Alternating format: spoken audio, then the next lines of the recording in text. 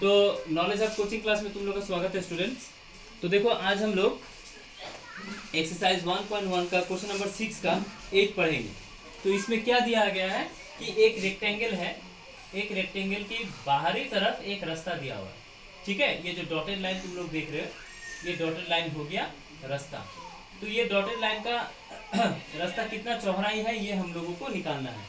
तो यहाँ पे देखो दिया हुआ है कि एक रेक्टेंगल जो है वो रेक्टेंगल का लेंथ और ब्रेथ मेरे पास दिया हुआ है। लेंथ है 45 मीटर, लेंथ है 45 मीटर और ब्रेथ है 40 मीटर। ठीक है, और बाहर वाला जो रेक्टेंगल है वो रेक्टेंगल हो गया, इस रेक्टेंगल के चारों तरफ से रास्ता दिया हुआ है। तो हम लोगों को निकालना है वो रास्ता कितना चौड़ाई है। ठीक है, तो यहाँ से देखो और एक चीज हम लोगों के पास दिया हुआ है कि ये रास्ता का चौड़ाई है 450 मीटर। ठीक है, नो सॉरी, रास्ता का एरिया दिया हुआ है 450 मीटर। तो क्वेश्चन अगर समझ में आ गया होगा तो एक लाइक जरूर दे देना।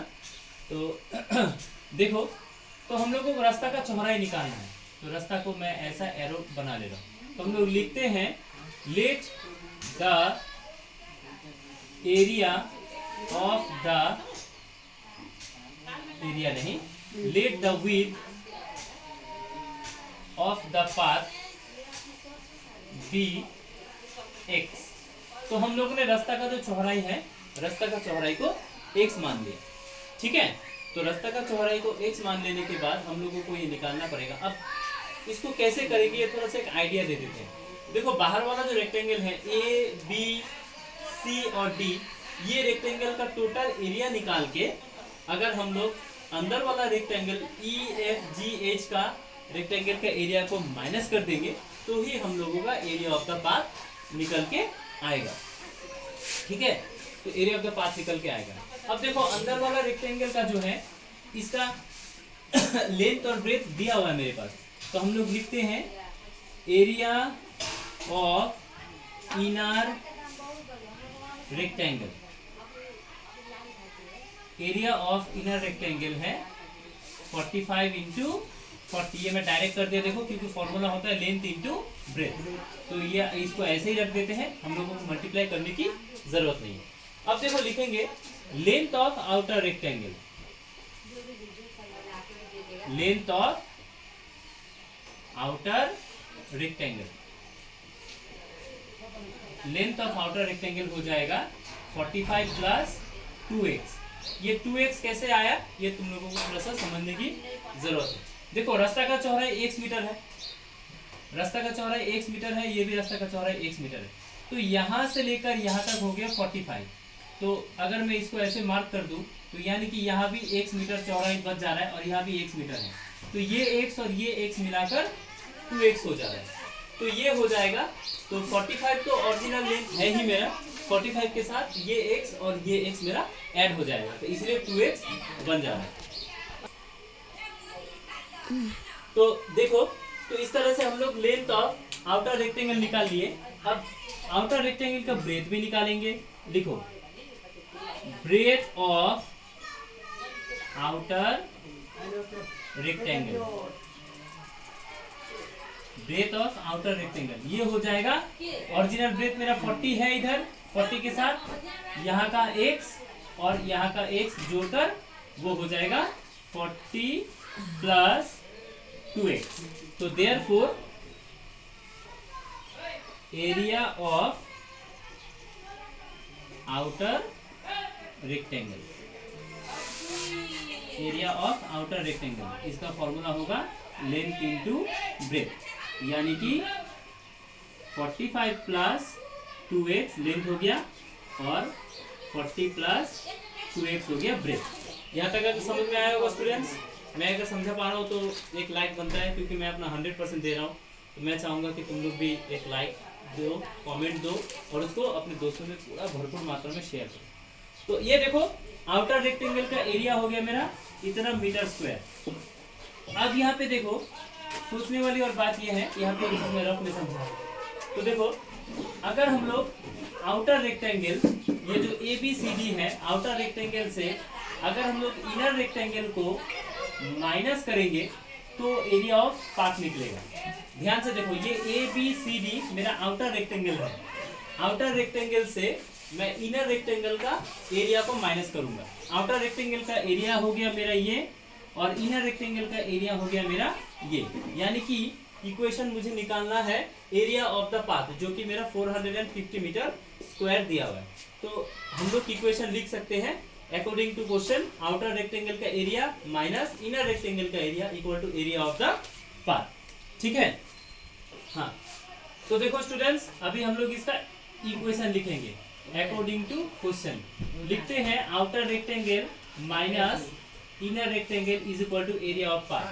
तो यहाँ से आउटर रेक्टेंगल का लेंथ है मेरा 45 प्लस 2x, ब्रेथ है मेरा 40 प्लस 2x। ये हो गया आउटर रेक्टेंगल का एरिया। यहाँ से इनर रेक्टेंगल का एरिया को माइनस करेंगे 45 इंटू 40।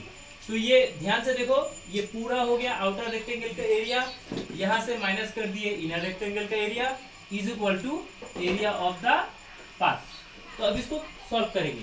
कैसे सॉल्व करेंगे? तो ये देखो, ये क्वाड्रेटिक इक्वेशन आया है, तो ये क्वाड्रेटिक इक्वेशन को हम लोगों को सॉल्व करना पड़ेगा। कैसे करेंगे? देखो, पहले 45 के साथ 40 को मल्टीप्लाई किए, 1800 plus 45 into 2 90x plus 40 into 2 कितना आ गया 80x प्लस 2 2 जा 4x square minus 1800 equal to 450। अब देखो, यहाँ का 1800 और यहाँ का 1800 मैं काट सकता हूँ, तो यहाँ से मैं इसको लिख सकता हूँ 4x स्क्वायर प्लस 170x, यहाँ का 450 है, तो इसको माइनस करके मैं 450 इधर लेके आ गया, तो ये आ गया 0। अगर समझ में आया है तो इसको एक लाइक जरूर देना। तो देखो मैं कैसे किया इसको, 1800 और ये 1800 हम लोग काट दिए। काट देने के बाद ये 90 और 80 को ऐड कर दिए तो 170x आ गया, और ये 4x स्क्वायर इधर आ गया। तो यहाँ पे प्लस 450 था, तो इसको माइनस 450 देकर यहाँ पर लेकर आए।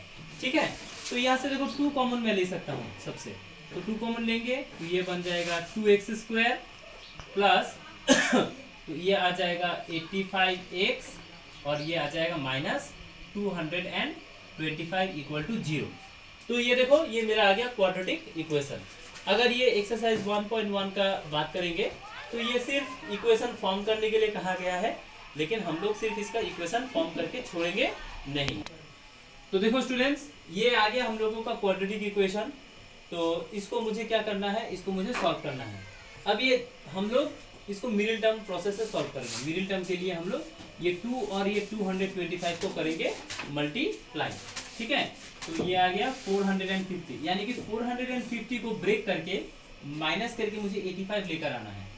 तो 450 को मैं 90 और 5 में ब्रेक कर सकता हूँ। यानी कि मिडिल टर्म अगर तुम लोग को आता होगा तो देखो, इसको हम लोग जानते हैं कि ये साइन के अनुसार इसको ब्रेक करके आना पड़ता है।